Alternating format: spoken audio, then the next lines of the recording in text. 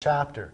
But for now, all you need to know is that the first number, $2, means that if you'd like to play your first two cards, it will cost you at least $2. The two people who have to pay their blinds do not both put in $2 before they receive their cards. This is because there is a big blind and a small blind. The big blind is the player who is 2 seats to the left of the dealer button, and he does indeed have to put in $2 before the cards are dealt. The small blind, however, does not. The small blind is the player who is in between the big blind and the dealer button. He has to put in a portion of the big blind before the cards are dealt, either half, 1/3, or 2/3, depending on the card room and on the stakes. In our case of $2 $4 Hold'em, the small blind has to put in half the amount, $1. He then gets to look at his cards and decide whether or not he'd like to put in the other dollar, or more if it's been raised.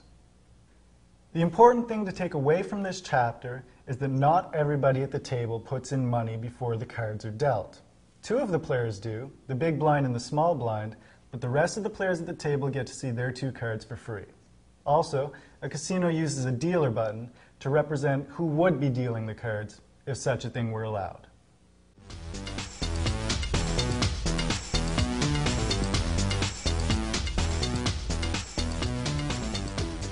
You now know what hands you're trying to make in this game. You know what happens before any of the cards are dealt.